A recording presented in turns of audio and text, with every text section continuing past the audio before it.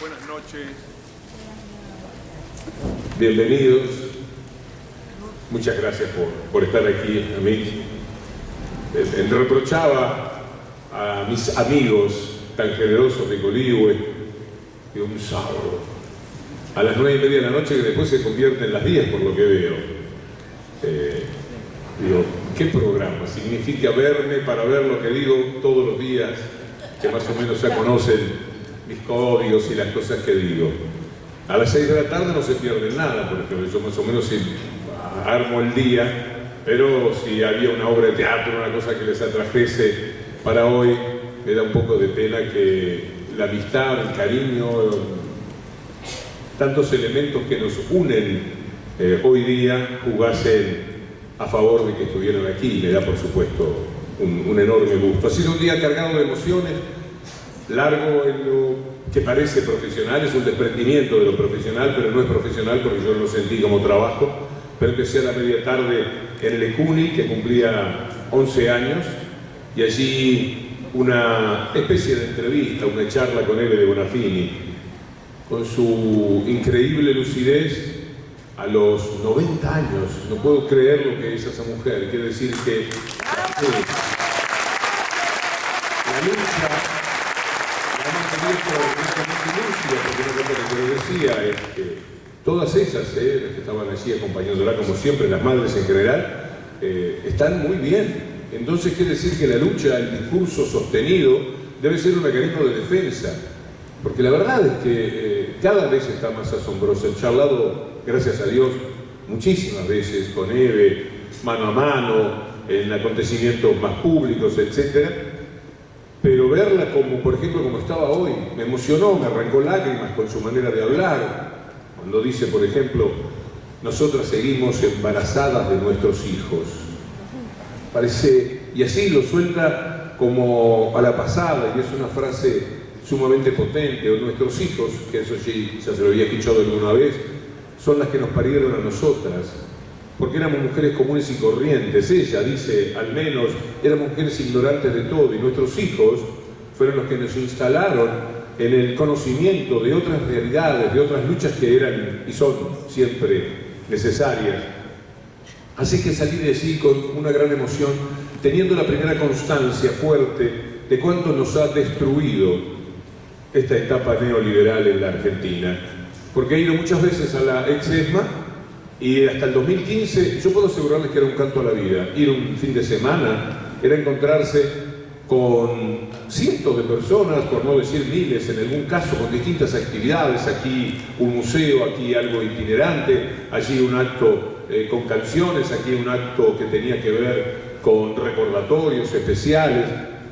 Era la vida, eran los sueños, era la posibilidad de encontrarse quienes por lo menos sienten al mundo de una manera muy especial, lo padecen, lo sufren, lo combaten y lo sueñan de otra manera.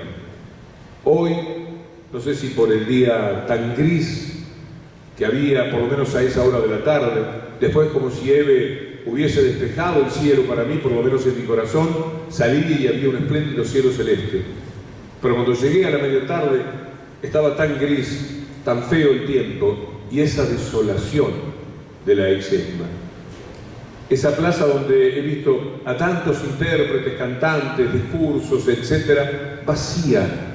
No se veía un alma, no había ninguna actividad. Hasta que enderezamos para el lado del ECUNI, y allí estaba ese inmenso león nacional, que es el entrañable, incomparable León Gieco, afinando la guitarra para cantarle a las madres y a la gente que estaba aquí.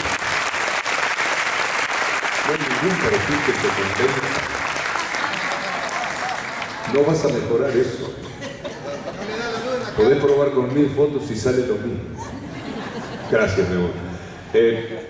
Entonces, con esa tristeza inicial, de a poco entrar allí y ver, era una increíble cantidad de gente. Era rarísimo, porque no había nadie, yo no veía a nadie mientras iba. Y de pronto, claro, había algo que había empezado seguramente antes, una exposición.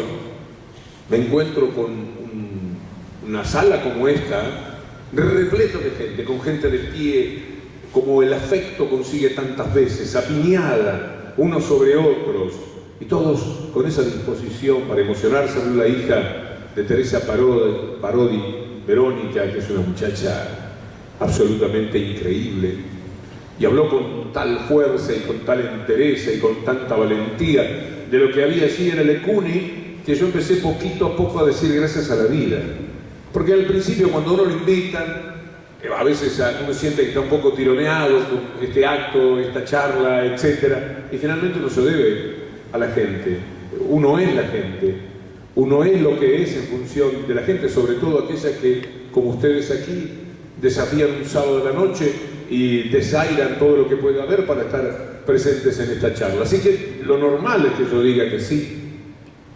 Pero después puede ocurrir que no es tan interesante lo que voy a vivir, o puede suceder que me modifique, que convierta mi cuerpo y mi alma en algo que está dispuesto al llanto, a la emoción sincera, esa transparente emoción que nos recorre de pies a cabeza. Y eso fue lo que sentí con Eve, charlando con ella, admirando esa lucidez, ese espíritu de lucha y pensando que efectivamente eso es así.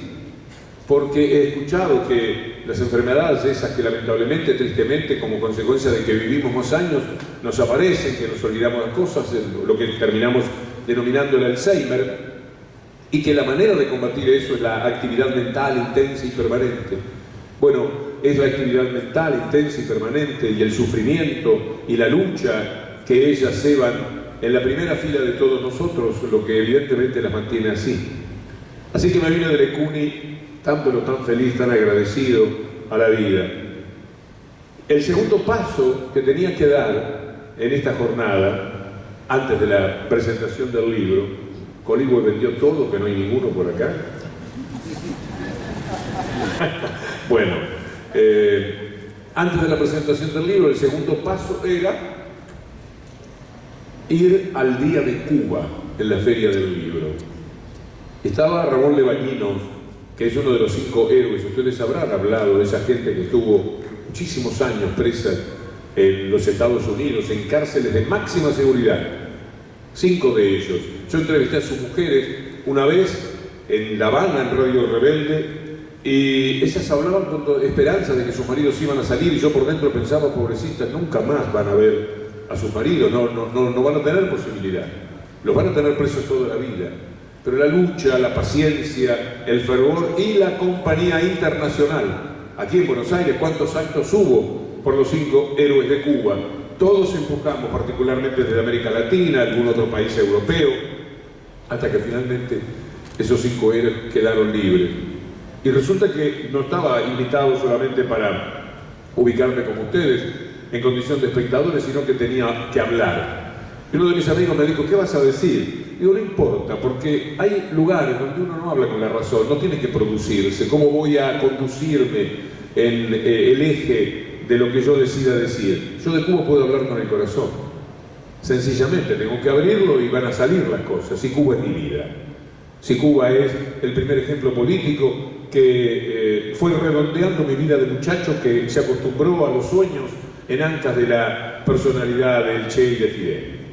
No me costaba nada, así que me paré allí y estuve también disfrutando, no de lo que yo dije, porque no sé lo que dije. Yo siempre que hablo, cuando termino y me preguntan algo, me dicen si estuvo bien, si estuvo mal, si estuvo regular, yo no tengo prácticamente idea. A veces hablar, como soy una persona tímida, en el fondo es subir hacia adelante. Yo huyo en ancas de las palabras, con el ritmo del relator que Dios me ha dado, con ese entrenamiento, y entonces voy volando sobre las ideas.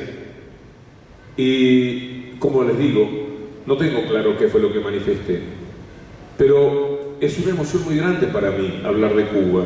Yo tendría 1959, 60 y 11 años, 12 años.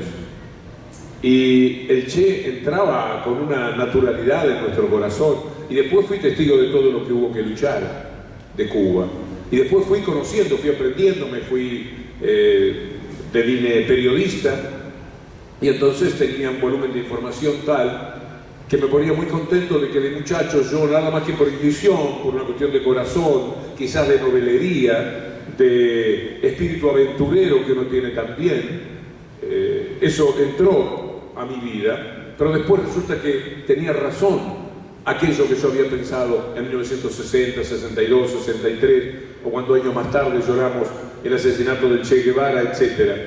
Porque como periodista tengo que trabajar con muchos datos y compararlos con ese mundo neoliberal que es exactamente lo opuesto de Cuba. Entonces sé cuántos niños mueren, cuántos cajones de niños son necesarios cada 100.000 niños para enterrarlos porque no viven, no nacen. Y Cuba tiene exactamente el piso posible, casi el piso posible. En Cuba mueren 4 niños o menos, cuando en América Latina hasta hace pocos años morían 23, 25 en el promedio, y en la Argentina 17, 18, 19.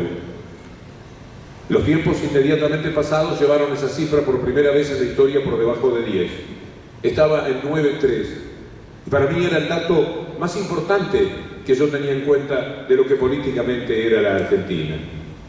Pero además Cuba, como ocurrió con el régimen, el gobierno, la idea política que muchos tuvieron hasta el 2015, ha tenido la particularidad de crear mejores personas.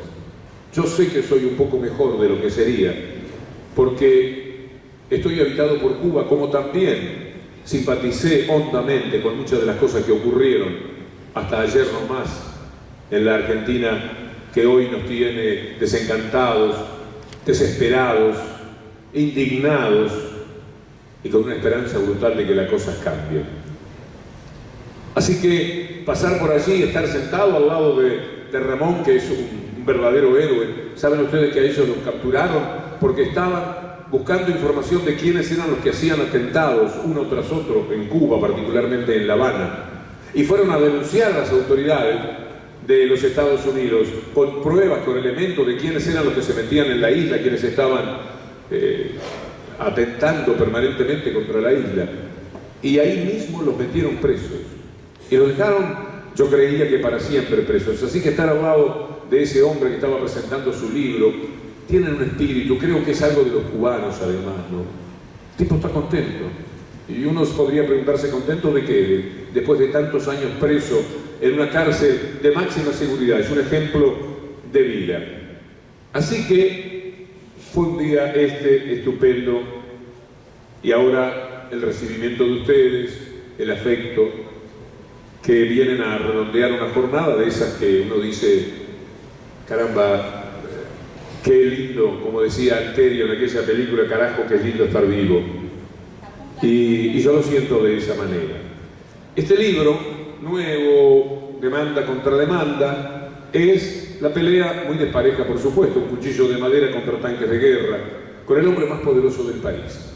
Cosas que se van dando en el tiempo fueron determinando que así se planteara también mi vida, quedar expuesto a la furia, al poder, a la capacidad para mentir, de un hombre que además, para mí, en mi pequeñez, casi que no es importante lo que sucede, pero para el país sí, porque ese hombre construye el país a su manera, él lo hace como quiere.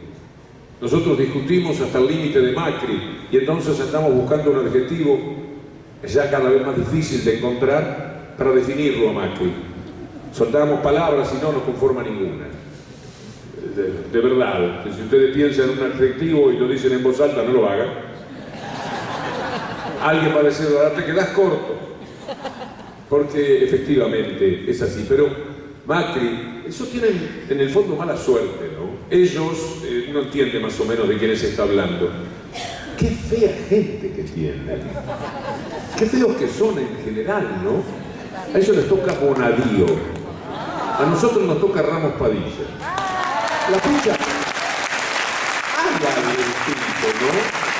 Uno lo ve y uno se da cuenta que Bonadío es un cachapaz. Y ve a Ramos Padilla y ve un señor.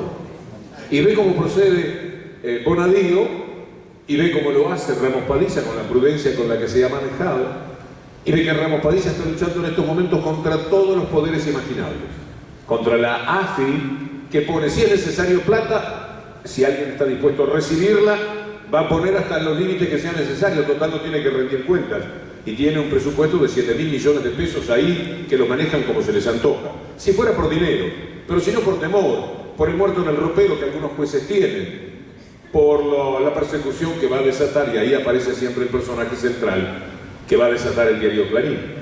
Entre el temor a lo que va a venir, a la persecución que van a sufrir, a lo que van a decir 300 canales contra uno, que va a jugar en algunos programas, va a jugar a favor de Ramos Padilla, como sucede con C5N. Pero los demás, todos, es impresionante, van a jugarle en contra. Van a decir, si la Cámara de Mar del Plata falla que la causa tiene que quedar como no parece posible que sea de otra manera. Si tiene que quedar en sus manos, van a decir cualquier cosa de los jueces y no van a poder vivir. Ellos, sus hijos. Ustedes se acuerdan cuando por Canal 13 se pedía que los chicos agarraran a los hijos de Freiler y de Ballesteros y le dijeran cualquier cosa. Sus padres esto y lo otro, decir, ya estaban probando envenenar también a los pibes. Han envenenado a media población. Volvieron loca, la enajenaron a una buena parte de la población en la Argentina, pero ahora iban por los chicos. Le pedían a los chicos que en el colegio, donde fueran los hijos de Freiler o de Ballesteros, que eran dos jueces que momentáneamente, por una vez, les estaban dando contra, que se ocuparan de ellos y que los atacaran en cualquier aeropuerto donde los vieran, que los escracharan. Esto es lo que le ocurre a cualquier juez que procede en contra. Ustedes conocen el episodio Carsoglio. Carsoglio tenía una causa, que es un mamarracho. Todos lo sabíamos, apenas leíamos, o sabíamos. Yo, por mi condición de hombre futbolero, sé lo que pasaba en Independiente. Y que intentar llevarlo preso a Pablo Moyano era un dilate, era un disparate que no tenía ni pie ni cabeza. Allá fueron por Carsoglio. Ahora se sabe cada vez más, gracias a todo lo que se ha venido sabiendo por la investigación de Ramos Padilla. Ahora se sabe que la AFI le mandó, porque Ramos Padilla estuvo en el Congreso y así lo manifestó, tuvieron que llamarlo a Rivas, el amigo íntimo de Macri, dignísimo amigo íntimo de Macri, por la personalidad que tiene. Y este hombre tuvo que confesar que les habían mandado dos personajes mínimamente de la AFI a decirle a Carsoglio que lo tenía que meter preso a Moyano, y Carsoglio no quería porque no tenía elementos. ¿Ustedes recuerdan cómo lo persiguieron a Carsoglio? Lo convirtieron en el pobre hombre que era sepulturero, trabajaba en un cementerio, era un hombre que tenía antecedentes de esto y del otro, un hombre de bien, un hombre seguramente de bien, que tuvo además el coraje que no todos tienen, no a todos aborra, de plantarse en la puerta de un juzgado y desde la política, desde la justicia, decir lo que correspondía al diario Clarín y al diario Nación, que eran los que lo estaban volviendo loco. Si hicieron eso contra Carsoglio para meterlo preso a Pablo Moyano, imaginen ustedes de lo que son capaces para salvarlo a Stornelli, por ejemplo, que es el fiscal de ellos, es el fiscal de ese otro pueblo que configuran ellos, ese pueblo de mentiras, de persecuciones, de hostigamiento, que permanentemente parece compadecerse con algo mafioso que entra en nuestras vidas. Llevarle ahora la causa a Comodoro Pi, la parte central de la causa a Comodoro Pi. Después vuelvo al personaje que prohija todo esto, la cúpula del diario Clarín, porque ellos están detrás de cada uno de estos pasos. Llevarle la causa a Comodoro Pi es ayudar a lo que, por ejemplo, sabe ya cualquiera probadamente, que Stornelli, cuando Guidone fue a declarar, el fiscal Guidone, yo hablo con casi la certeza de que ustedes conocen de qué estoy hablando, ¿verdad? Es decir, imagino de la parte informada de la población.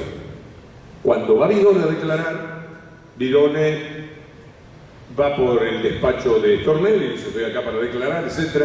Y Stornelli le dice, si no te preguntan nada, desde cuándo conozco a D'Alessio, no digas nada.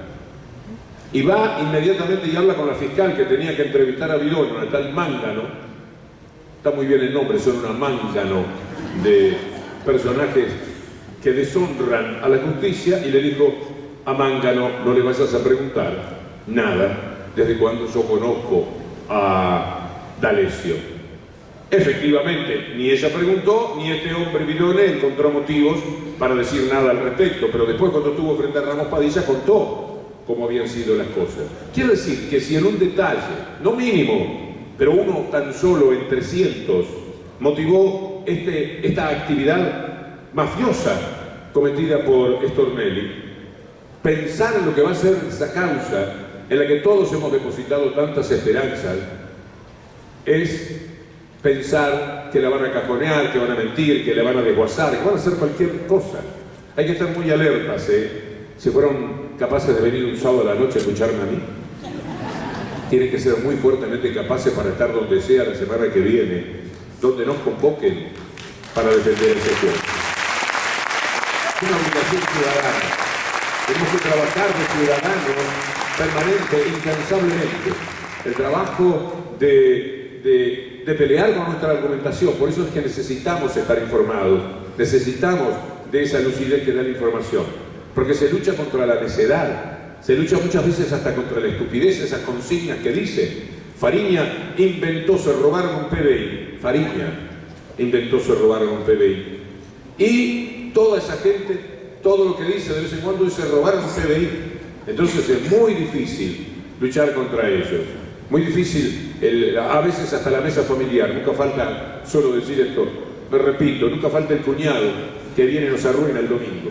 Porque no para de decir tonterías el tipo. Y después vienen los reproches, de mujer a hombre, de hombre a mujer. Te dice que hay un militar, que siempre dice las mismas estupideces. Pero parece ser que uno tiene, y debemos mantenerlo por todo lo alto, no solo la tentación, sino la necesidad de hablarles, sobre todo ahora, que tan locos quedaron de cómo lo fue enajenando Clarín con La Nación, de todo el trabajo que les han hecho, como si les dieran inyecciones de veneno una tras otra diariamente, porque no solo el diario, sino TN, etc. Por ejemplo, ustedes ahora están fenómenos, porque mirá si están en su casa haciendo un zapping y se cruzan con TN.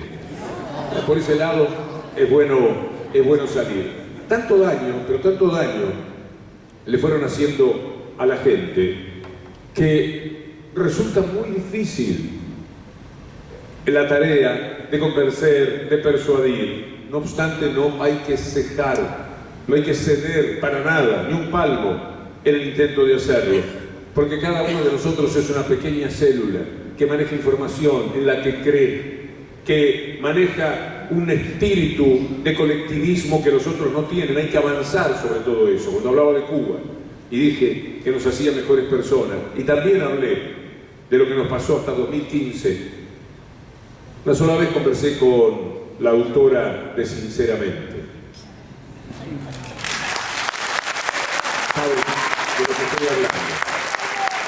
Entonces me había dado la mano, y un día cuando se preparaba el reportaje, aquel que le dio al gato silvestre, a Navarro y a Gisela, a Daniela Ballester y a mí, hubo una reunión en la que se charló de todo. A mí una cosa que se me ocurrió decir, imagínense con Silvestre y Navarro, que pensé que iban a ser aplaudidos cuando los mencionara, porque están jugando siempre fantástico. Además la conocen y tienen un diálogo más profundo. Yo le había dado 2 veces la mano, una vez cuando me entregó un premio, el premio Democracia en la Plaza de Mayo, que fue una emoción inolvidable, di la mano, estaba con mi hija hoy aquí presente y me gustó para siempre conservar esa fotografía. Y la otra vez cuando Adrián Paenza presentó su libro y yo estaba parado con Adrián, y cuando ella pasó, Adrián la llamó, todavía lo quiero matar, porque esa cuestión de la timidez le dijo, como una cosa increíble, acá está Víctor Hugo. Y ella, bueno, me saludó y me dio una mano pequeña, que todavía recuerdo cómo fue darle la mano a esta mujer. Y después este encuentro, que es la única vez que yo charlaba. Hablé poco, pero una cosa que se me ocurrió decir en determinado momento era cuando no se sabía si iba a ser candidata la otra vez. Entonces ya, dale con preguntarle, no le voy a decir, esto no, como ahora, no soltaba prenda si iba a ser candidata o no, aunque uno intuía que sí. Y entonces, en una de mis muy pocas apariciones a mí, pero con una idea detrás, casi les diría con una pequeña trampita, yo quería, como ahora, todos están esperando, una gran mayoría por lo menos de los que están presentes aquí, que Cristina Fernández sea candidata. Y entonces, Yo creo que es muy duro pedírselo, porque le va a ir la vida en esto, es muy probable.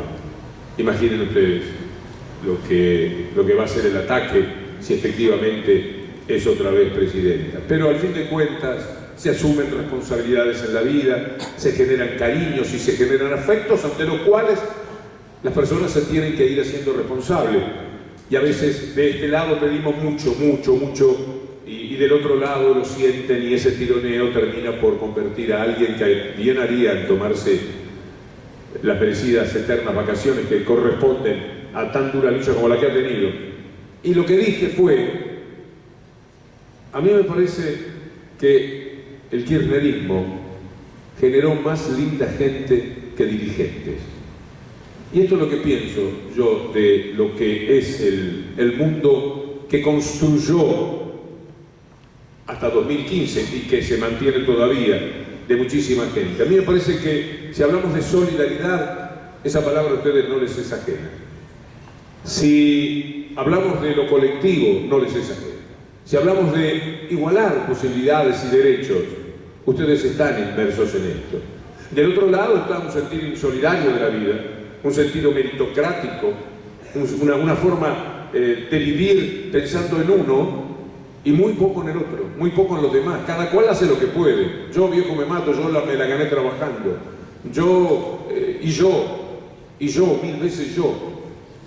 Y el otro, no importa lo que se sufre a nuestro alrededor, no importa toda la injusticia que hay, no importa saber que alguien puede hacer un poco más, nunca, porque vamos a vivir siempre dentro del capitalismo, nunca algo definitivo, pero algún dique le va a poner para que tanta gente no duerma en el umbral, para que muchísima gente, como le ocurre ahora, viva la perplejidad de no poder pagar un alquiler, ya no ser habitante de Buenos Aires, tenerse que ir a la casa de los familiares que viven en el conurbano o ir a preguntar a una de las villas a cuánto tienen el alquiler, porque le va cambiando la calidad de vida. O decirle a un chico, mira, no vas a ir más a este colegio, lamentablemente. O prescindir de la prepaga, no poder más sostener algo que nos da una cierta seguridad, un cierto confort en la calidad de vida de lo que llamamos clase media. Tironeada para abajo, pero clase media al fin de cuentas. Entonces, si nos importa ese mundo, eso otro, si nos duele comer bien cuando pasa por la ventana alguien que quizás no comió en todo el día, si verdaderamente nos preocupa el compañero de trabajo que viene y nos cuenta la desventura de su vida actual, que después de pagar el alquiler duda de que le quede dinero para comer, si esto es un valor en nosotros mismos y es un valor que nos lleva a un poco de sufrimiento, que nos hace pensar en esas personas, que nos pone con rabia, que nos pone con indignación, ahí tenemos una calidad de personas distintas a los que no les importa absolutamente nada del otro. Cada uno de ustedes, seguramente la mayoría de los presentes aquí, ven el mundo desde un test que yo me animaría a saber cuál es la respuesta de ustedes, como me animo a saber cuál es la respuesta de los otros. Ese mundo tan extraño en el cual son antiabortistas y pelean contra el aborto, pero cada uno de ellos lo arrancamos un poco y estamos a favor de la pena de muerte y de la mano dura. Nosotros, ninguno puede entender por qué el médico que fue liberado ayer fue liberado y por qué para los pobres les cuesta tanto encontrar justicia.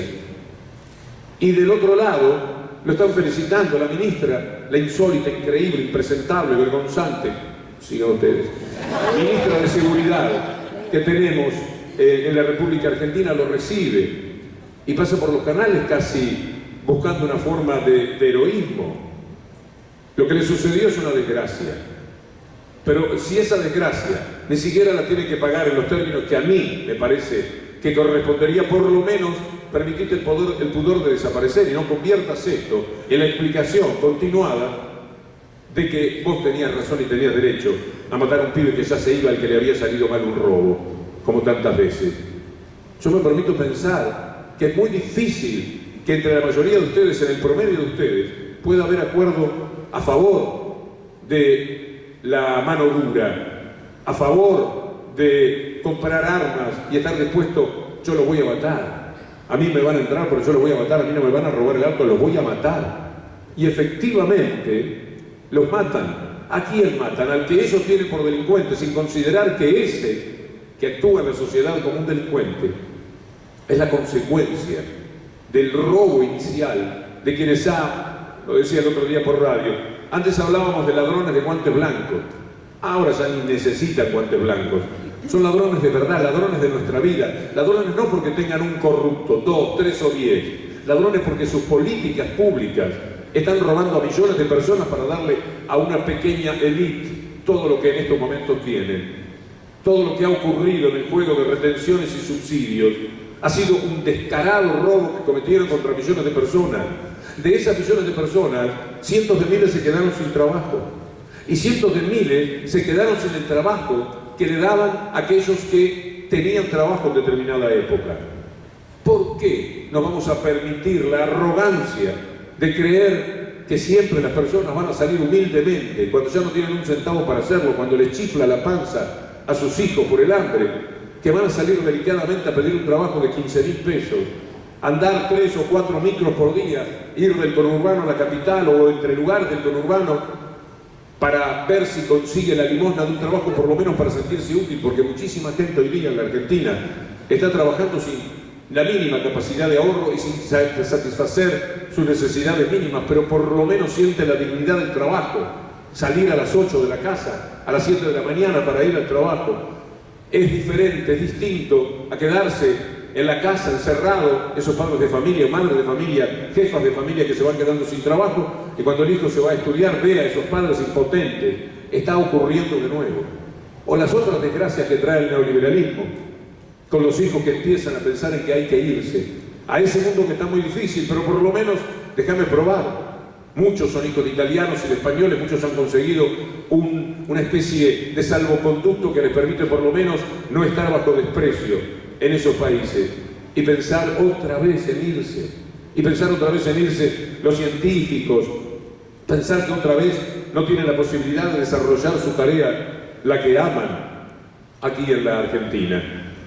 Y esas personas, muchas veces, en esa vida tan desigual, en la que no fueron ni preparados ni educados porque el Estado no estaba preparado y no les interesaba dar educación, como se interesó, y esto no lo puede discutir nadie en los últimos años, acercar universidades a la gente, porque la gente no siempre tiene chance de venir a los grandes centros urbanos, Córdoba, Buenos Aires, para poder estudiar, para poderle dar continuidad a su vida, formarse mejor, y si no se recibe de médico, de abogado, de arquitecto, tener 3 o 4 años de facultad, que lo preparan por lo menos para pedir un trabajo que tenga un poquitito más de calidad que el trabajo más simple, ese por el que hoy día no deben estar ofreciendo ni 15.000 pesos a aquellos que tienen la posibilidad de dar ese trabajo. Entonces, a esa persona que quizás, como toda su familia, fue estafada, para esa persona no hay justicia.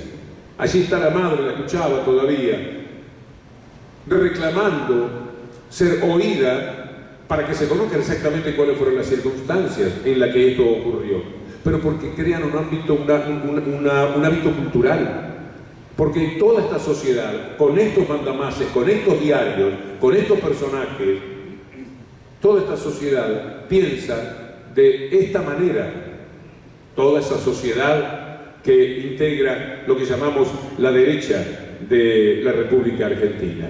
Y funciona permanentemente dentro de esos parámetros. Anda a contarle, a explicarle la desventura de los que no tienen absolutamente nada y cada vez tienen menos. Entonces, como nunca vemos cuál es la primera acción es que nos han robado, históricamente nos robaron siempre. Algunos pudimos zafar, algunos hemos luchado de diversas maneras, con mucha fortuna en algunos casos, como la de quien les habla. Pero la mayoría, la inmensa mayoría va quedando siempre un poco detrás de los sueños que todos podemos acunar, que todos... Y esto viene desde el fondo mismo de la historia. La construcción de estos países fue un gigantesco robo, en el que había 1,5 millones de hectáreas para Martínez de Oz y no había una sola hectárea para 1,5 millones de personas. Con lo cual teníamos la construcción estructural de un país hecho sobre la base de la pobreza. A esa gente encima, cuando reaparecen los gobiernos neoliberales, la roban todavía más, porque tenemos de estos trabajos, se lo quitan. Tenía una asistencia social, se la quieren quitar. Y además lo estigmatizan, lo persiguen, y lo sacan de la condición de persona para hacer un desecho de la sociedad, de la que dentro de lo posible habría que despojarse. Ayer una señora echó, lo habrán visto por televisión, echó a una gente que había entrado, en San Luis era, Julián, ¿no? Entraron a timbrear, como hacen ellos, de simpáticos, y la señora justo tenía la boleta en la mano y los echó, los corrió a la puerta y dijo: váyanse al Poggi, salgan de acá. Pero cuando se fue a la vereda, una colaboradora le dijo: andate, negra, porque esto es lo que siempre tienen en la cabeza. Cuando el otro día Macri dijo: vivían dentro de la mierda, esta es la idea que ellos tienen del resto de la sociedad, de los que no son ellos, de los que no componen la élite. Para colmo lo dice desde el resentimiento de quien no pertenece a esa élite con la que evidentemente ha soñado, porque esa élite lo marcó a fuego para el resto de su vida cuando le hacía bullying en el colegio donde estudiaba, porque era un hijo de inmigrante, no era un hijo de la tierra, de esa tierra que se robaron 1.500 familias en determinados momentos. Esos eran la crema, la sociedad del país, y Macri lo integraba eso, y se quedó de alguna manera con ese resentimiento, y el que mira para arriba aspiracionalmente, mira para abajo despreciativamente. Y esto es lo que él hizo, y ese Cabral, vendedor de café, les pido, a ver si hoy consumieron un café Cabral, tengan cuidado, porque el tipo dice que nosotros, y me incluyo totalmente, nosotros somos asado y vino. Ahí le estaban preguntando por los precios, cuidados, etc. Y dijo: pero cuidado que les dejamos el vino, asado y vino tienen. Se dio vuelta y se fue. En medio de este desprecio que ellos tiran y esta esperanza nuestra, no se puede dudar de qué lado están las mejores personas. Esta es una lucha desigual, porque las mejores personas al mismo tiempo toman una obligación ética, porque para ser de una calidad de persona determinada hay que comprometerse con ciertos valores. Apenas uno traiciona esos valores, es decir, tomemos a el señor Ramos Padilla. Ramos Padilla es una persona de bien, que cree en la justicia, que estudió para ser esto que está haciendo. Entonces uno está esperando a ver cuando lo mete preso al periodista que está metido en toda esta historia, pero no por él, sino a nombre del personaje del libro. Entonces, no lo ha hecho. Habría elementos vistos desde afuera que podrían haberlo llevado a eso. Va paso a paso, porque él no quiere cometer con la justicia la brutalidad que comete Bonadío con Stornelli cotidianamente. Ese camino no. Entonces, uno siente que siempre estamos dando ventaja, y es así nomás. ¿O no sienten ustedes que con todo lo que nos pasó con el periodismo dimos demasiada ventaja? Que habría que haber ido más al hueso, de la manera democrática que correspondiera, pero más al hueso. Sí, pero hacerlo podría desviar de lo que pensamos nosotros cómo se tienen que hacer las cosas. Esta es la trampa. Eso no tiene ningún compromiso ético. Eso no tiene ninguna relación con la nobleza de los pensamientos. Eso dicen república cuando no la tienen, cuando no la dirigen. ¿Qué han hecho por la república? Designando jueces a dedo, metiéndose en la vida de todos los jueces que han podido para llevarse por delante al propio derecho. ¿Qué les importa la democracia? Ahí están, y hay que estar atentos permanentemente con el voto electrónico, con todo lo que ellos están pergeñando, ver. Es decir, como en 1900 pueden fraguar elecciones, porque no les interesa la democracia, y además ya la tergiversaron a la democracia, porque si tenemos 300 medios de comunicación en manos de este personaje, si tenemos los canales que no son de él, pero totalmente alineados con él, nos vamos a encontrar con que hay un solo megáfono, un enorme y potente megáfono, que es el que ordena nuestras vidas, el que dispone de nuestras vidas. Y eso no es democrático, porque si el ciudadano no está ponderadamente bien informado, ese es un ciudadano que no está en condiciones de elegir de la mejor manera. Si a ustedes le dicen que es corrupción la que evidentemente hubo de más de una persona en los tiempos del kirchnerismo, pero se lo dicen a aquellos que ahora protegen la corrupción brutal desenfadada, a ojos vista, de este régimen que gobierna la Argentina, está mintiendo, porque está dejando de lado una buena parte de la verdad, pero culturizan.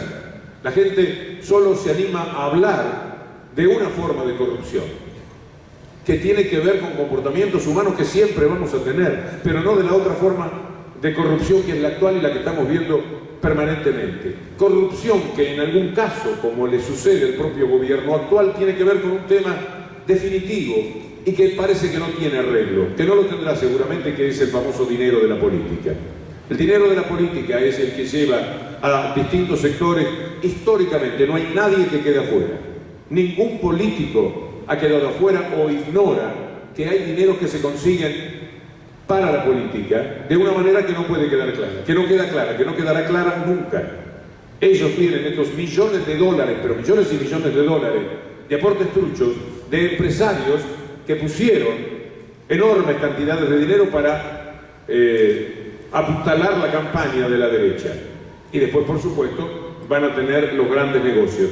A los otros, evidentemente, se les pedía, cuando ya estaban haciendo el negocio, para que lo pudieran hacer. Pero estamos en la misma búsqueda de dinero para poder apuntalar la política.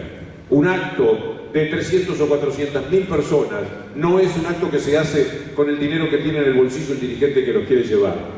Si no tenemos la transparencia o la franqueza de hablarlo de esta manera, siempre vamos a estar ocultando algún detalle. ¿Y qué es lo que viene del otro lado? La inmensa hipocresía y el gran cinismo de decir: ustedes hacen algo que nosotros también estamos haciendo, pero la diferencia es que a ustedes los persigue este personaje y a nosotros nos cubre este personaje, que se llama Héctor Mañeto, el dueño del diario Clarín.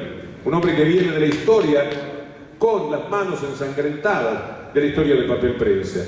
Un personaje que ha llevado por delante a todos los presidentes, a todos de alguna manera los condicionó y algo les sacó. Y cuando digo a todos, es a todos, lamentablemente. Este hombre es el que empujó a Alfonsín fuera del gobierno y se permitió decirle, cuando Alfonsín le pedía desesperadamente: déjeme terminar el mandato, es el primer gobierno de la democracia, no me lo haga terminar así, le dijo: usted es un estorbo, ya no puede ser. Y lo sacó del gobierno para ponerlo a Menem. Ya les he contado en alguna otra charla, pido disculpas, porque las ideas vienen a veces con repetición, y esta es muy importante. El 12 de junio de 1989, Mañeto estaba reunido con Menem en La Rioja. Ese día Alfonsín le comunicaba a Menem a través de Terraño, embajador en Londres, cómodamente viviendo ya en ese radicalismo que abochorna a los verdaderos radicales. Y cuando llega los encuentra como una pareja que estaba, imposiblemente podíamos utilizar la metáfora, repartiéndose en un juego de cartas el país. Y de ahí vinieron todas las traiciones de aquella época, del salariazo y todo lo que se había prometido.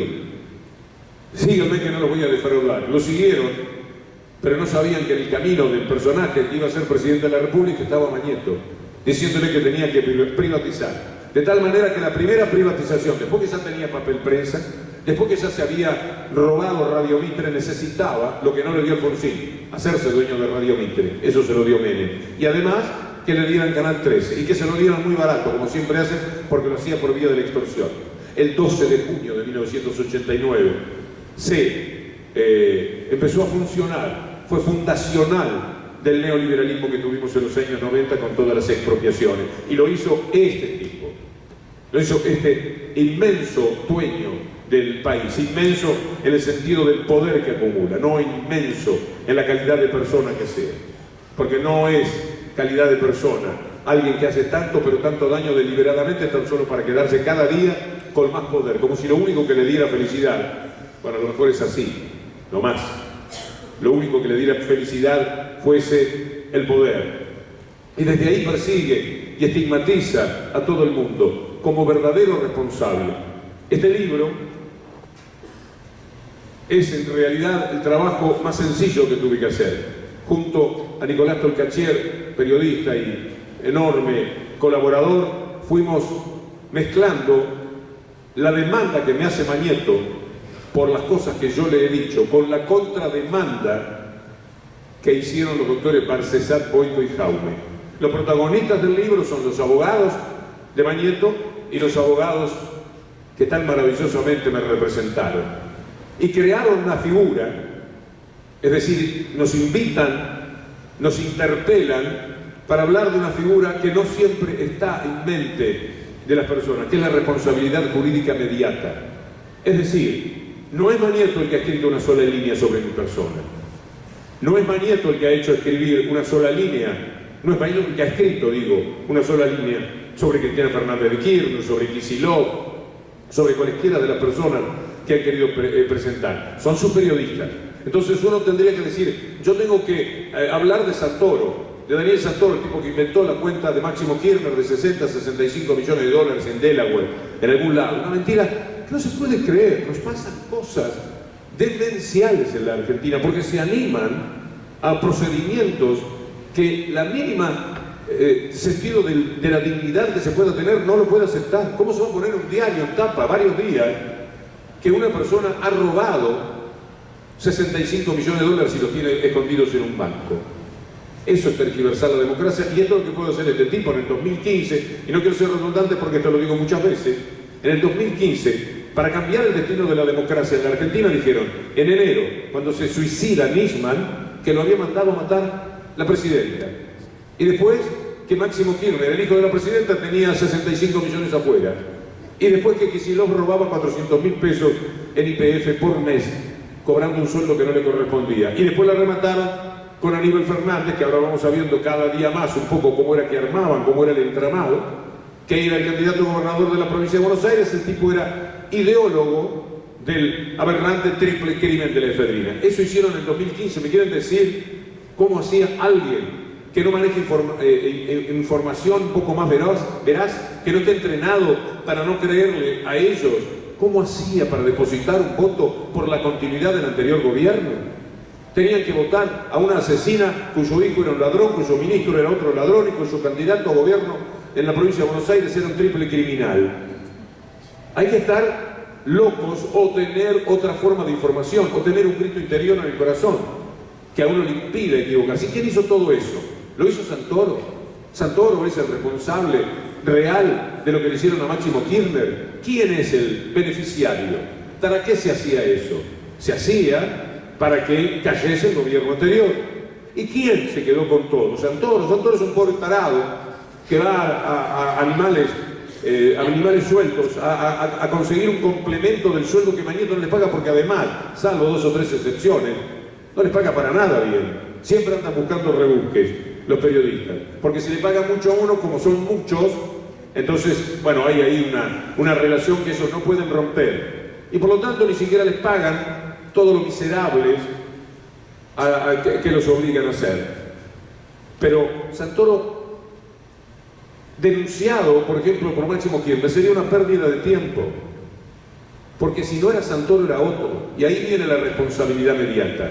Siempre habría un Santoro dispuesto a escribir eso. Y siempre habría un conductor de televisión dispuesto a decir lo que sea. Menem ya no es nada para nuestras vidas. Menem es... hasta da lástima lo que es Menem. Menem ya no está, pero Mañeto sí está.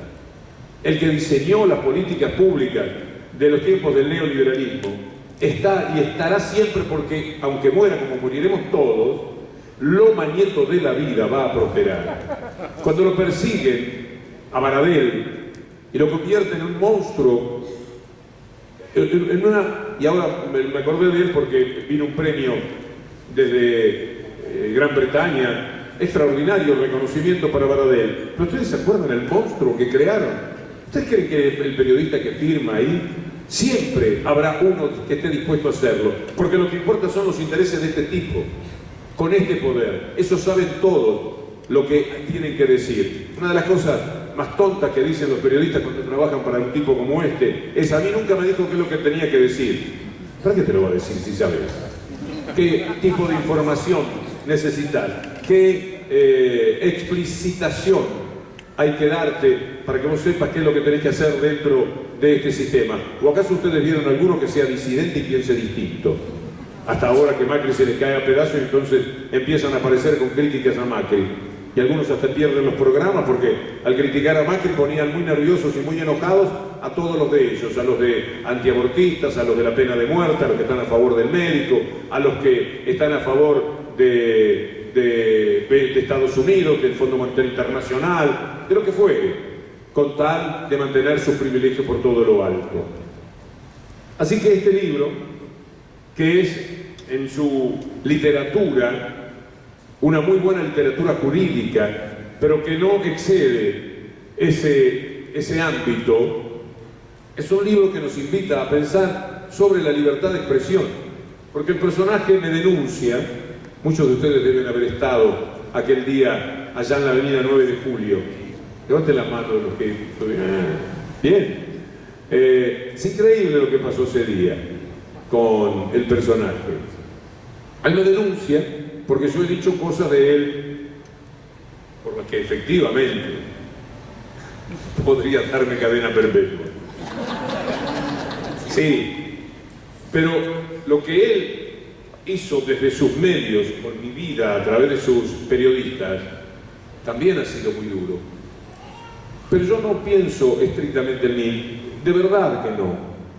Ya me ha sacado bastante, millones de pesos, que me hubiera gustado emplearlos en otra cosa por el partido Boca Real Madrid, cientos de miles de pesos por los cuadros que se llevó de mi casa, y no se llevó un valor económico, sino que se llevó cuadros que hacía más de 20 años que eran parte de mi vida. Me faltaba saludarlos cuando me cruzaba con ellos, porque estaban absolutamente incorporados a mí. Porque soy un pagador en rebeldía de una causa absolutamente mentira. Brevemente, para que ustedes sepan cómo se llega demanda contra demanda. Un día, el Canal 7 transmitió el partido Boca Real Madrid con un televisor que estaba por encima de mi hombro. Por supuesto, cuando se hacían otro tipo de notas, o cuando se iban las pausas comerciales, etc., no se veía absolutamente nada. Pero había millones de personas que querían saber algo, ver algo. Ustedes se imaginan un pequeño televisor que se ve atrás, porque había muchos televisores en la escenografía, en el que aparecía el partido. Había tal necesidad de verlo que nuestra audiencia era de 2 puntos cada mañana, era de los primeros programas que iban a la mañana, y subió a 12, 13 puntos. Increíble. El boca a boca, che, poné Canal 7 que un poquitito se ve. Por supuesto que yo estaba feliz con lo que ocurría y proclamaba esa felicidad. 6 meses antes había estado en el Senado de la Nación, con las piernas temblándome, pero hablando frente a los senadores del robo que este señor, este verdadero delincuente, estaba haciendo al fútbol, ya no solamente al fútbol local, que tenía atrapado y en sus manos desde 1992, se estaba robando también el fútbol de la selección, quitándoselo a la gente. Esa gestión, bendita sea, posiblemente con otras gestiones determinó que los partidos de la selección y más adelante los partidos de cualquier selección pudieran ser vistos por televisión abierta, es decir, estuvieran a disposición de la inmensa mayoría de la gente. Pero ustedes entenderán perfectamente, yo soy el periodista, yo soy el que va, dice buenos días, aquí estamos, etcétera, etcétera, hoy vamos a tener tal cosa. A mí me lo dieron, a mí me lo dijeron, hay cosas que me dan mucha felicidad como eso. Yo estaba orgulloso de lo que estaba ocurriendo y lo proclamaba, estaba feliz, me parecía magnífico, pero no era el que lo había decidido. La decisión había corrido por cuenta del productor y del canal.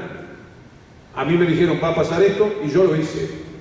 Por lo tanto, el juez inicial de la causa, que tomó el testimonio de todos mis compañeros, como 10, Chicha Almoni, Paola Prená, Pablo Dizán, tantos amigos que trabajaban, y hoy decían la verdad, no, él no lo resolvió, sencillamente porque no es él el que lo resuelve. Yo no voy a C5N y digo qué cosa hay detrás de mí.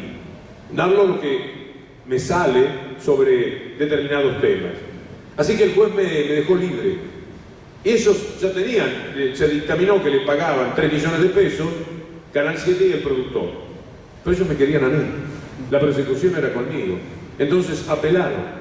Y fue a parar eso a una cámara que es de las vergüenzas nacionales, tal de Eusei, de Vasallo y Heredia, que es una especie de cámara adscrita a Clarín, la misma que luchó, la palabra lucha es linda como para indilgársela a ella, la misma cámara que persiguió a Alejandra Gil Carbó, porque también Alejandra Gil Carbó era una luchadora en solitaria contra Clarín y todas sus matufias y toda la mafiosidad con la que desarrolla su vida. Entonces esa Cámara me condenó. La condena de la Cámara la llevé a la Corte Suprema, donde Lorenzetti, que era el supremo rehén de la nación en aquel momento, el hombre totalmente atrapado por Clarín, desde que le dijo: mirá que sabemos todo lo que hiciste en Rafaela, o lo que podemos decir de vos, sin que sea cierto, andá a saber si es verdad, pero por lo menos él sabía de lo que era capaz Clarín. En ese momento contra él ni siquiera atendió el reclamo. Por lo tanto, había que pagar 3 millones, Canal 7, el productor y yo. Sepan, porque me parece que, aunque alguna vez lo digo, sepan que Clarín vino y dijo, Mañeto Clarín vino y dijo: no, nosotros le vamos a cobrar a uno solo, por supuesto, yo. Y él, en todo caso, que le haga un juicio a los otros dos para cobrarse la parte que le corresponde de los otros. Con lo cual empezaron a sacarme el dinero de los sueldos, de las veces que rompía con algún medio, y ya tienen prácticamente cobrados los 3 millones de pesos, siempre falta algo, ahora serán los abogados y demás. En esas condiciones, imaginan que yo siempre he tratado de ver cómo les escamoteo la posibilidad. Hoy me encontré con León Gieco. Ustedes pueden creer que cuando este personaje me hizo ese juicio y bueno, lo gana en esa Cámara, León Gieco me llamó por teléfono y me dijo: Víctor Hugo, quiero ofrecerte un recital ya este mes en el Luna Park, y vamos con todos los artistas, te hacemos un recital y sacamos toda la plata que le hace falta a este tipo y salir del problema. Es un problema nacional.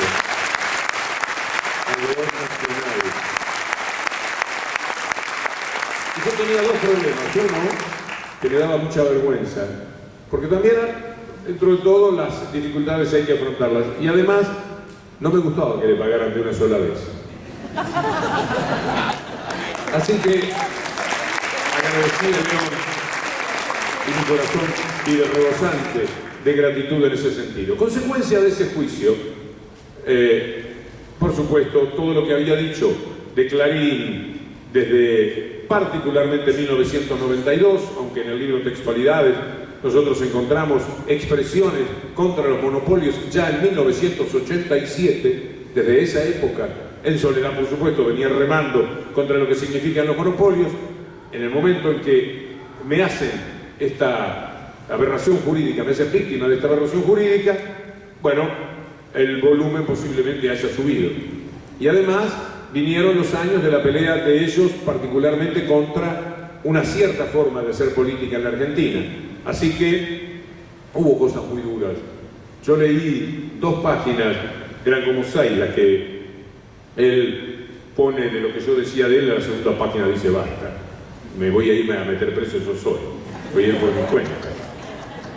Está ese juicio, pero como en el juicio que tengo que pagarle, como les he dicho, ya prácticamente está terminado, los 3 millones de pesos, efectivamente me lo sacó tan solo para amedrentar, para leccionar a los demás de lo que les puede suceder si se meten con este personaje. Viven disciplinando a la gente. En determinado momento estaban 2 millones, faltaba 1 millón y ellos querían cobrarse de cualquier manera, me embargaron los cuadros y al final se llevaron los cuadros. Pero entre el embargo del cuadro y la aparición de ellos a llevarse los cuadros, ustedes se imaginarán que, gracias a Dios, si entre ustedes hay un pintor, seguro, y ese amigo en algún momento se aparece en la radio y me dice: le hice esto, me trae una pintura. Y yo siempre que recibo la pintura generosa de una persona, yo tuve galería de pintura, tengo en la baulera decenas de cuadros, pero cuando una persona tiene esa generosidad, yo lo pongo aunque sea unos días en mi casa, así no me gusta el cuadro, porque naturalmente con la cuestión artística hay puntos de vista. Yo digo, merece, él soñó o ella soñó que iba a estar en una pared de mi casa, y ahí estaba el cuadro. Uno de esos cuadros que iba entre los que ellos habían embargado, porque sería un halago para la pintora, yo no sé qué cuadro es porque nunca más lo pude ver, sería un halago porque entre los que se llevaban cuadros de pintores famosos, también marcaron como embargado ese cuadro. Pero ese cuadro, mi señora se lo dio a mi hija, la actriz Paula, Y para el cuarto de los nietos, porque era un cuadro vivo de colores, me cuenta mi esposa, que el cuadro era así. Cuando ellos vienen, antes de llevarse los cuadros, a ver si estaban todo lo que habían embargado, descubren que ese cuadro no estaba. Descubren, ven, el martillero, que era el que había venido, dice: señora, aquí falta tal cuadro. Mi esposa le dice: mire, está en la casa de mi hija, me quedan 5 minutos, voy y vengo. Dice: no se preocupe, no hace falta, no. El martillero, quizás de buena fe, a quién le importaba que ese cuadro no estuviera en la pared de mi casa o de nuestra casa. Pero se ve que cuando se lo da a los abogados, porque no creo que el martillero tuviera esa mala fe, los abogados dicen: en la cruz donde estaba cada uno de los cuadros, dice que falta una cruz, este cuadro no está. Entonces lo que hicieron fue denunciarme, miren el cargo: malversación de caudales públicos. Yo estoy juzgado por este tipo, por la gente de este tipo, por malversación de caudales públicos. De verdad es esto. Uno lo cuenta, entonces se ríe y efectivamente parece chiste. Pero esto es así. De esto son capaces estos personajes. Trasládenlo a aquellos que tienen la posibilidad de dirigir aspectos de la vida nacional. Sea un periodista que, como ellos dicen, es un relator deportivo y punto, le hacen esto, lo persiguen de esa manera. Malversación de caudales públicos. Cuando le llevaron, esos tienen 2 o 3 tipos que van, son los que hacen la denuncia de parte de Clarín. Cuando le llevaron la denuncia, el juez dijo: un disparate. No uso esa palabra, pero dijo: no hay lugar.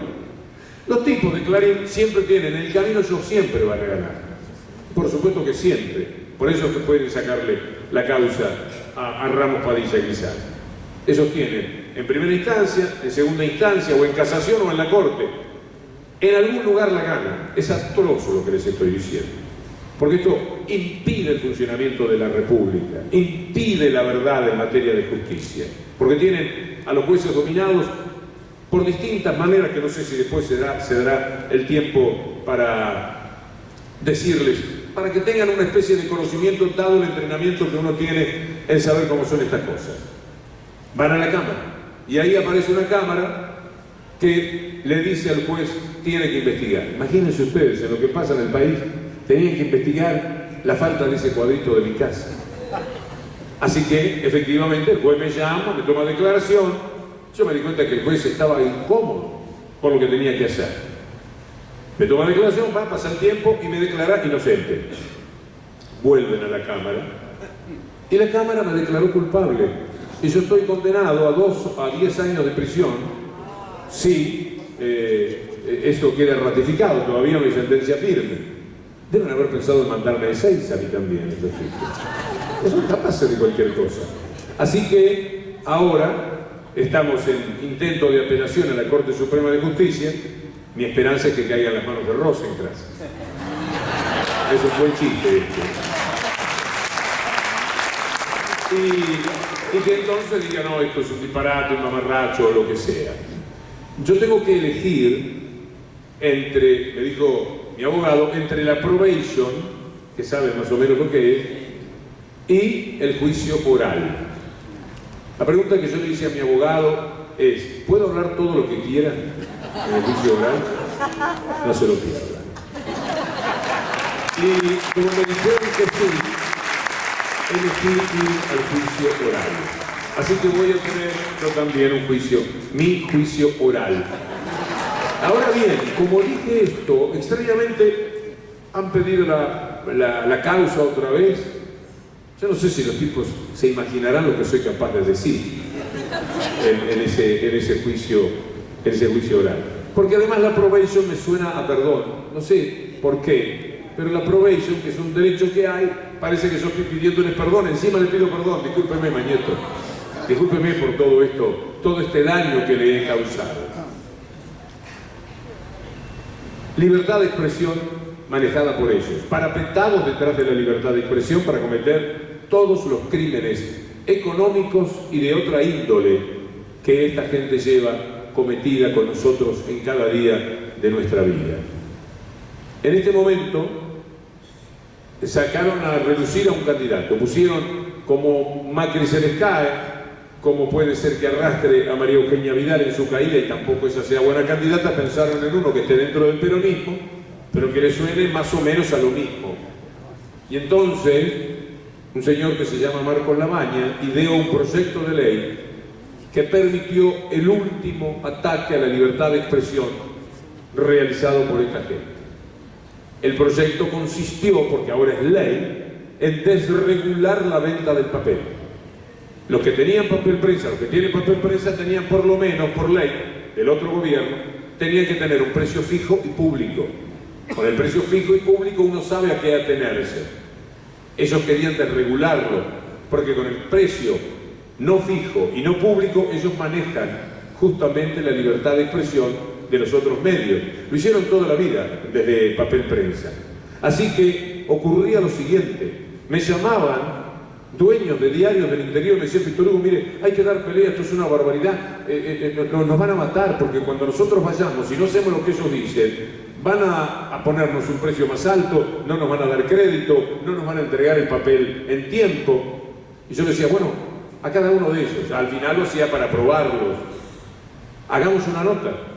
Me decían: pero Víctor Hugo, si yo hago una nota con usted, ellos me anotan, y si la ley sale, yo voy a ser la primera víctima. Así es como se vive en el país de Mañeto, no es el país de Macri. Macri será una anécdota pesada para el estómago dentro de pocos años, seguramente. Un personaje que desaira la responsabilidad de ser nada menos que el primer ciudadano del país. Un gerente de las corporaciones de las que él mismo forma parte, en un gobierno que le robó al pueblo el poder político. Hoy día el poder político no existe y no va a existir por lo menos hasta la próxima elección. El poder político es el que le permite al pueblo tener una defensa frente al poder de las corporaciones, de las élites dominantes. Entonces se elige un gobierno para arbitrar justicia con los intereses que a veces pueden ser legítimos de esas corporaciones, de esa fábrica, de esos dueños, pero que muchísimas veces no lo son. Estos tipos han conseguido, este tipo, determinando que fuera Macri el candidato y generando toda la cultura para que el gobierno anterior cayera, estos tipos han conseguido que el poder político ahora sea también el poder real. Me explico poniendo, por ejemplo, Aranguren. Aranguren con Shell, ustedes se acordarán, cuando era el presidente de Shell, peleaba con el gobierno anterior Abrazo Partido. Lo recordarán a Néstor Kirchner diciendo: no le compren a Shell. Estaban en plena pelea. El tipo armaba carreras cambiarias, corridas cambiarias, que llevaron el dólar, lo movían al dólar en una de las veces que le quebraron el brazo al gobierno anterior. Eso fue más adelante. Pero el tipo venía y le decía al gobierno, y ahí venía el lío: mire, yo necesito aumentar los combustibles. Le decía Aranguren al poder político: me necesito porque los costos, el barril de pozo, etcétera, me está saliendo más caro, y los impuestos y esto y lo otro. Y el poder político, que alguna vez podía decir que sí, que algunas veces dice que sí, lamentablemente porque le tiene miedo al poder empresario, el poder político le dice no, de vez en cuando le dice que no se puede. Y esto rompe la relación con esa parte de la corporación. Así que Aranguren va y pide, a veces le dan, a veces no le dan. Ahora ocurre una cosa increíble en la Argentina, y en todos los casos, en todos los ministerios es igual. Aranguren va como hombre de Shell y habla con quién en el gobierno, con Aranguren. Entonces le dice: mire Aranguren, vengo de Shell, yo necesito aumentar los combustibles tanto.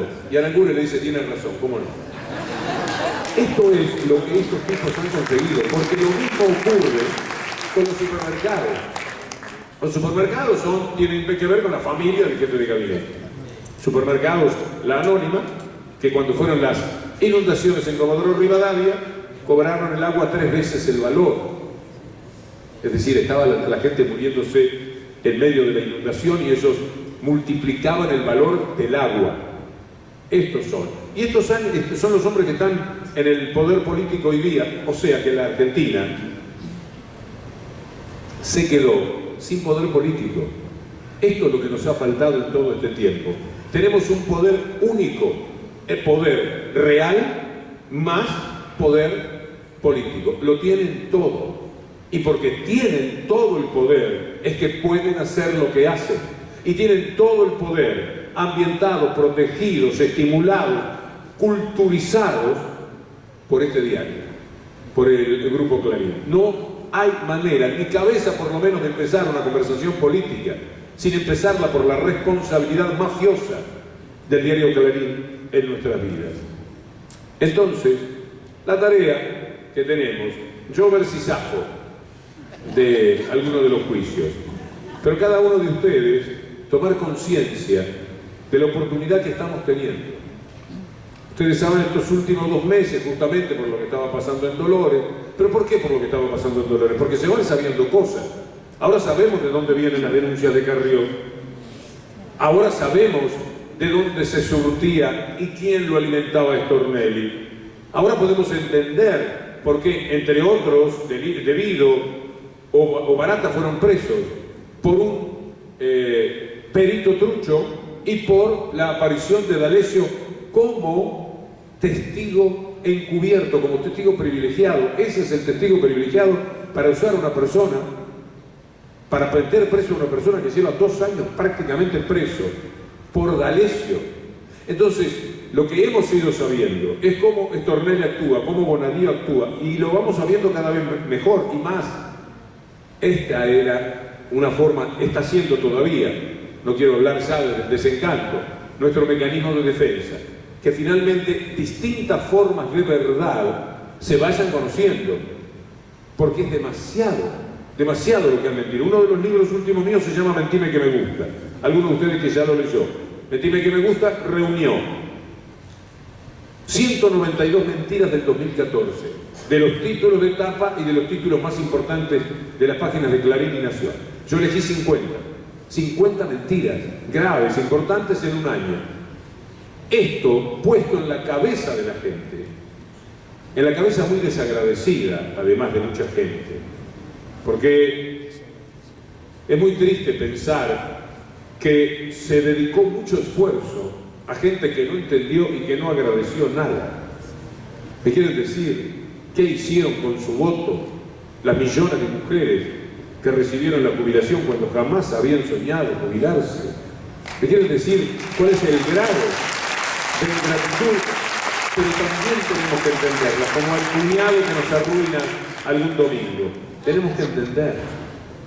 Son cabezas que han sido taladradas cada día por los títulos de un diario, pero muchísimo más por la acción persistente, continuada, total. Todavía dura. Todavía si ustedes ponen Canal 13, o ponen TN, o ponen cualesquiera de los canales de ellos, y cuando digo ellos ya van también los otros canales, van a escuchar que en medio de todo lo que pasa en el país, lo que ocurre sigue siendo Cristina Fernández de Kirchner. ¿No es asombroso? El otro día, en medio de todo lo que estaba pasando, el tema que tenía, yo no lo he leído todavía. Ustedes levanten la mano quienes leyeron el libro. Poquito, todavía. Bueno, el libro, sinceramente, estoy hablando. No era, levanten de nuevo los que leyeron sinceramente. Se habían confundido con el mío. Bueno, tampoco mucho, hay que leer, porque ahí hay información. Ahí hay información muy rica, seguramente. Me preparo para leerlo, para producir a partir de este libro. Quiero agradecerles enormemente, pedirles disculpas. Me había propuesto hablar 50 minutos. Qué cosa, ¿no? No puedo cumplir con eso. Por ustedes, porque es sábado, porque ya si no va a quedar totalmente desaprovechado. Pero el nombre, no de este libro, pero sí de esta pelea, el nombre no de una confrontación de tipo personal, sino de visibilización del verdadero enemigo que tenemos hoy día los que soñamos con democracia y con república de verdad. Que estemos cada día empeñados en la lucha. Ustedes están aquí muchísimo, por lo menos, alguno estará por curiosidad, otro habrá, qué sé yo, puede haber. Pero la mayoría está aquí como una forma confortable de encontrarnos, como una manera de estar cerca de personas que más o menos están pensando igual, están soñando lo mismo.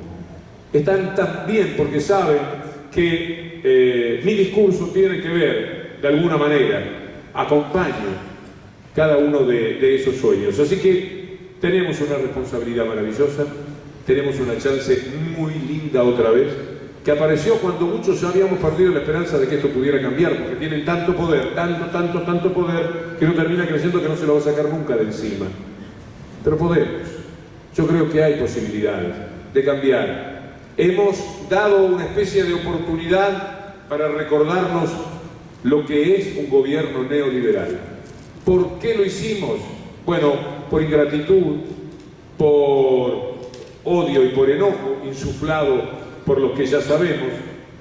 Contra estas cosas habrá que luchar.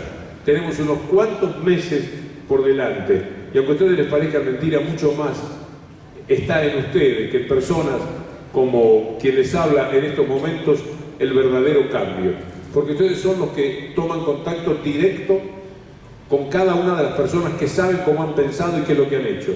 Ustedes conocen el edificio, qué es lo que ha ocurrido, conocen lo que ha pasado con el vecino. Y hay que decirle, ¿viste cómo eran las cosas? ¿Viste cómo lo que está sucediendo? Seguís pensando lo mismo. Algunos muy caprichosamente va a decir sí, porque les provoca una especie de orgullo, la estupidez brutal que cometieron con su vida, la irresponsabilidad enorme a la que los arrastró esta gente. Porque hay muchos que ya están hechos, de 70 años, gente conservadora que dice, no me cambies el mundo es así, yo no quiero saber nada.